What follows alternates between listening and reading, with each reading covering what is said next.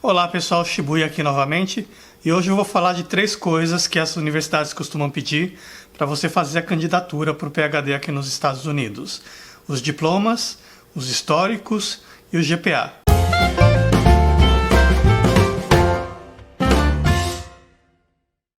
Para se candidatar ao PhD aqui nos Estados Unidos, você precisa ter o diploma de pelo menos um nível de bacharelado ou equivalente.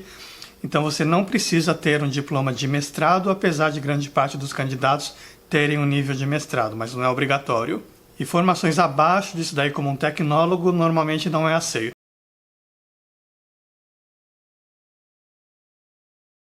O diploma não precisa ser relacionado à área que você está se candidatando ao PhD. Então, por exemplo, eu faço PhD de marketing, mas no departamento tem estudantes de filosofia, engenharia, psicologia, química, várias áreas diferentes. Não tem problema, você pode ser de uma área diferente e se candidatar para fazer um PhD em marketing.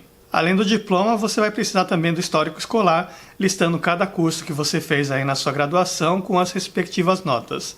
Se você fez também um mestrado, algum nível acima do bacharelado, também precisa do histórico escolar do mestrado, do que você tiver de graduação acima do bacharelado. E as escolas também pedem o seu GPA, que seria basicamente a sua nota média durante o curso de graduação, durante o bacharelado que você fez. Então são 3 documentos relacionados: os diplomas do bacharelado para cima, os respectivos históricos escolares e os respectivos GPAs. Agora alguns detalhes sobre como é que você manda essa documentação aqui para as universidades. Como eu tinha falado antes, o processo é quase todo online. Então, tipicamente, você vai ter que digitalizar toda essa documentação, salvar num arquivo e anexar quando você fizer a sua candidatura através do site da universidade. Só que uma coisa que eu só fui descobrir quando eu fui fazer a minha candidatura é que cada escola tem requisitos diferentes em relação a como é que você tem que fazer isso. Então, por exemplo, tem algumas escolas que permitem que você digitalize essa documentação e salve em arquivos grandes, que você consiga mostrar todos os detalhes em alta resolução. E tem escolas que são bastante limitadas no tamanho do arquivo que você pode mandar. Então você tem que estar preparado para poder digitalizar esses documentos em várias versões, em diferentes resoluções e diferentes tamanhos de arquivos, se você vai se candidatar para várias escolas. Outra coisa, apesar de você na candidatura mandar a versão digital, você também mais para frente provavelmente vai ter que mandar uma versão oficial desses documentos. O que seria a versão oficial dos documentos, principalmente no caso do histórico escolar? A faculdade que você se graduou vai emitir um histórico escolar e vai ter que enviar isso diretamente para a universidade que você está se candidatando. Ou seja, nesse caso, um histórico escolar oficial é um histórico escolar que você nem colocou a mão, é de faculdade para evitar a interferência do aluno, manipulação do documento, esse tipo de coisa, vai direto de uma universidade para outra universidade. Outro detalhe importante é em relação ao GPA. Então, como eu falei, GPA na teoria é um negócio simples, já que seria a nota média que você tirou durante a sua graduação ou seu mestrado, cada curso que você tem por aí. O problema é que diferentes escolas em diferentes países têm diferentes maneiras de calcular a sua nota média. Então isso também vai ser diferente dependendo da escola que você está se candidatando. Tem escola que vai pedir que você converta a nota que você recebeu na sua escola no Brasil, por exemplo, para o sistema americano de notas, que é bem diferente do Brasil. O GPA americano ele basicamente é uma nota de 0 a 4, que é um tipo de nota que não existe nas universidades brasileiras. Então você vai ter que fazer essa conversão. Em alguns casos, as universidades dão uma dica de como é que você faz essa conversão. Em alguns casos, a universidade deixa isso em aberto. Algumas universidades vão falar para você não converter para o sistema americano, para deixar a nota do jeito que estava no original.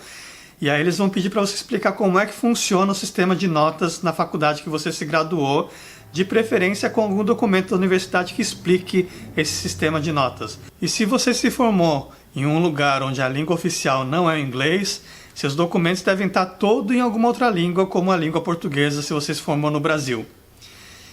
E nesse caso, você vai ter que mandar os documentos traduzidos para o inglês também. Algumas faculdades no Brasil conseguem emitir o histórico escolar em inglês se você solicitar. Daí, nesse caso, ajuda bastante, porque daí o documento da faculdade já está em inglês, não precisa traduzir. Agora, se precisar traduzir, essa é uma grande dúvida que as pessoas têm, como é que eu faço para traduzir esses documentos. Eu vi muita gente no Brasil falando, por exemplo, que a tradução tem que ser uma tradução juramentada. O problema é que tradução juramentada é um negócio muito específico do Brasil. Os americanos normalmente nem sabem o que seria uma tradução juramentada. Então, esse é um negócio que não funciona tão bem assim quanto o pessoal imagina para as universidades americanas. A maioria das universidades aqui nos Estados Unidos não dão muita dica de como é que você vai fazer essa tradução. As poucas universidades que eu vi dando dicas em relação à tradução, eles falam o seguinte: eles exigem que a tradução seja feita por algum tradutor que seja parte da Associação Americana dos Tradutores. Se você pesquisar no site da Associação Americana dos Tradutores, você vai ver que tem gente ao redor do mundo autorizada a fazer uma tradução de acordo com as normas da Associação Americana de Tradutores. No meu caso, eu usei o serviço de um site chamado rev.com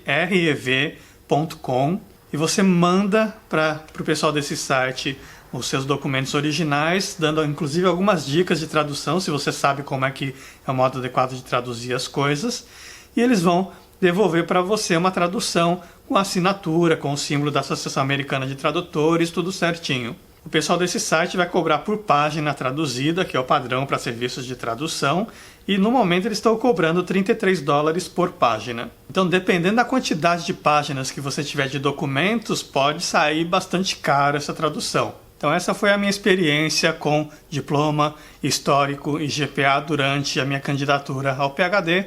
Espero que seja útil para quem está pensando em se candidatar também. Obrigado, até o próximo vídeo.